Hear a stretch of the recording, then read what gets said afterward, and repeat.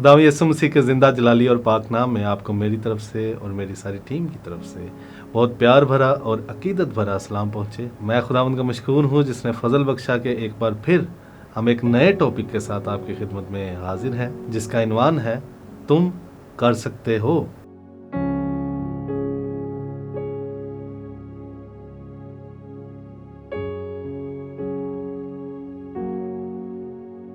खुदा के कलाम दूसरा पतरस 2 बाब उसके 4 तक 10 आयात पर जब हम नजर डालते हैं तो यहाँ पर लिखा है, क्योंकि जब खुदा ने गुनाह करने वाले फरिश्तों को ना छोड़ा बल्कि जहन्नम में भेजकर तारीक गारों में डाल दिया ताकि अदालत के दिन तक हिरासत में रहे, और ना पहली दुनिया को छोड़ा बल्कि बेदीन दुनिया पर तूफान भेजकर रास्तबाजी की मुनादी करने वाले नूह को माँ और 7 आदमियों के बचा लिया, और सदूम और अमूरा के शहरों को खाके स्याह कर दिया और उन्हें हलाकत की सजा दी, और आइंदा ज़माने के बेदीनों के लिए जाए इबरत बना दिया, और रास्तबाज लूत को जो बेदीनों के नापाक चाल चलन से दिक था रिहाई बख्शी। चुनाचे वो रास्तबाज उनमें रहकर उनके बेशरा कामों को देख देख कर और सुन सुन कर गोया हर रोज अपने सच्चे दिल को शिकंजा में खींचता था। तो खुदावंद दीनदारों को आजमाइश से निकाल लेना और बदकारों को अदालत के दिन तक सजा में रखना जानता है, खुसूसन उनको जो नापाक ख्वाहिशों से जिस्म की पैरवी करते हैं और हुकूमत को नाचीज जानते हैं। वो गुस्ताख और खुदराई हैं और इज्जतदारों पर लान तान करने से नहीं डरते। अजीजों, जब हम बच्चे थे, छोटे थे, तो हमारे वालिदैन हमें इन चीज़ों के बारे में बताते रहते थे जो हमारे लिए नुकसानदेह हो सकती हैं। जब भी हम खेल रहे होते थे या स्कूल जाते थे या बाहर निकलते थे, पानी में खेल रहे होते थे, अक्सर हमें ध्यान रखने या संजीदा ना होने के नताइज के बारे में आगाह किया करते थे। आज भी मैं देखता हूँ कि वालिदैन अपने बच्चों को घरों में छोटी छोटी चीज़ों से बचने और ध्यान रखने के लिए कहते हैं। मिसाल के तौर पर किचन के सिंक के नीचे पड़े हुए सामान या सफाई सुथराई के लिए जो सामान रखा होता है, हार्पिक वगैरह, उसको छूने से मना किया जाता है क्योंकि उनमें मौजूद केमिकल से बच्चों को नुकसान हो सकता है। बच्चे अक्सर सोचते हैं कि माँ बाप क्यों उन्हें हर वक्त मोहतात रहने को कहते हैं और क्यों इतनी संजीदगी के साथ ध्यान रखने पर जोर देते हैं। इसका जवाब है क्योंकि वालिदैन अपने बच्चों से बेपनाह मोहब्बत करते हैं और ये नहीं चाहते कि किसी सूरत भी उनका कुछ नुकसान हो जाए। पतरस भी ऐसी ही टोन या ऐसा ही लहजा इस्तेमाल करता है जब वो कलीसिया से झूठे नबियों और झूठे उस्तादों के बारे में मोहतात रहने को कहता है, और ये बात उसने माजी की कुछ मिसालें देकर उसने साबित की है। नंबर 1, फरिश्ते। आसमान पर कुछ फरिश्तों ने खुदा के खिलाफ बगावत की, तब खुदा ने उनको निकाल दिया। अब उनकी निजात का कोई इम्कान बाकी नहीं रहा। वो फरिश्ते अब रोए ज़मीन पर खुदा के खिलाफ जंग लड़ रहे हैं, लड़ाई लड़ रहे हैं। उन झूठे मजहबी रहनुमाओं, उन झूठे नबियों, उन झूठे उस्तादों के ज़रिए जिनको इब्लीस बड़े ज़ोर से इस्तेमाल कर रहा है, वो पाक कलाम को तोड़ मड़ोड़ कर पेश करते रहते हैं और यूं ज़मीन पर खुदा के खिलाफ अपनी जंग को जारी रखे हुए हैं।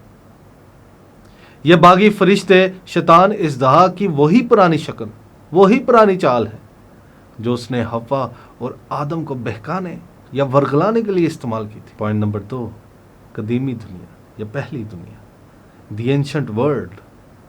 खुदा ने 120 साल सब्र के साथ इंतज़ार किया ताकि लोग अपने मुसलसल, बल्कि यूँ कहना चाहिए कि मुस्तकिल गुनाह से तौबा करें। यहाँ तक कि नूह को तबलीग के लिए भेजा और गुनाह से बचने या निकलने का ज़रिया एक कश्ती की सूरत में फराहम किया।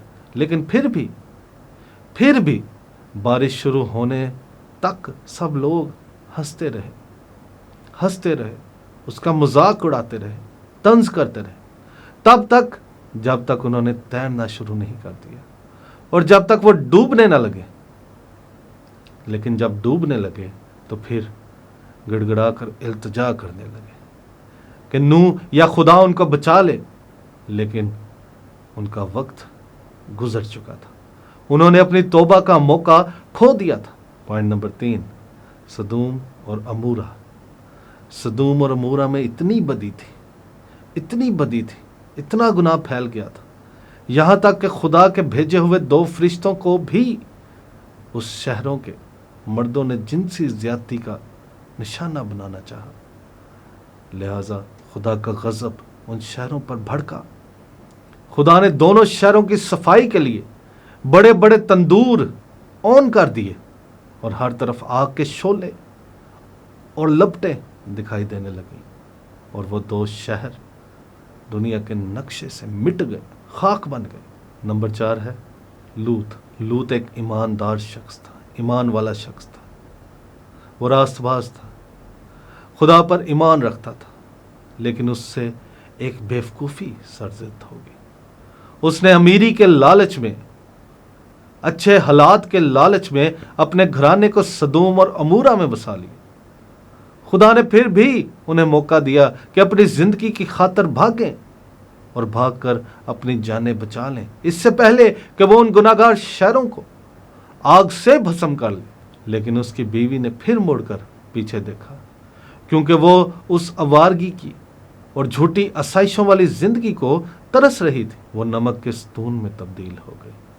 اس کی بیٹیاں یہ منصوبہ بنانے لگی کہ ہم اپنے باپ لوط کو خوب مے پلائیں گی, اور جب وہ نشہ میں گل ہوگا تو ہم اس کے ساتھ مباشرت کریں گے اور اس سے اپنے لیے اولاد لیں گے. ان واقعات کا تسلسل یہ سکھاتا ہے کہ نہ صرف ہمیں دوزخ کی آگ سے نکلنا ہے, بچنا ہے, بلکہ اندر سے بھی اس دوزخ کی آگ کو نکالنا ہے. میرے عزیزو, ہم ان سب واقعات میں کچھ گڑبڑ دیکھتے ہیں, کچھ بگاڑ دیکھتے ہیں, کچھ گمراہیاں ہیں. یہ گمراہی ایک گندے جذبہ کو جنم دیتی ہے جو کہ خدا کے حضور گناہ اور بغاوت کو پیدا کرتا ہے.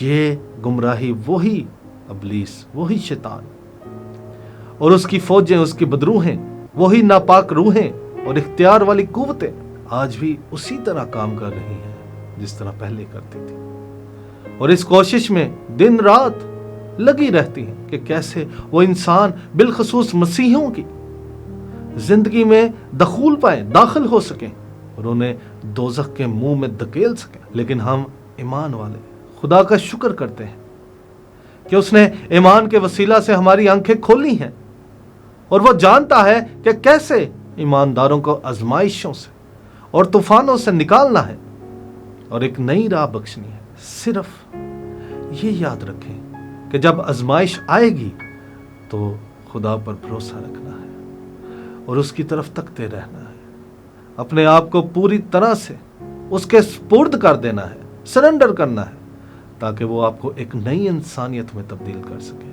اور ایک نیا انسان بنا سکے. وہ نہ صرف آپ کو بلکہ آپ کے گرد حالات کو بھی آپ کے لیے بدل دے, آپ کے گرد موجود طریقے سے لڑنے کے لیے آپ کو طاقت بخشے اور آپ کو تیار کرے, آپ کو تباہ ہونے سے بچائے.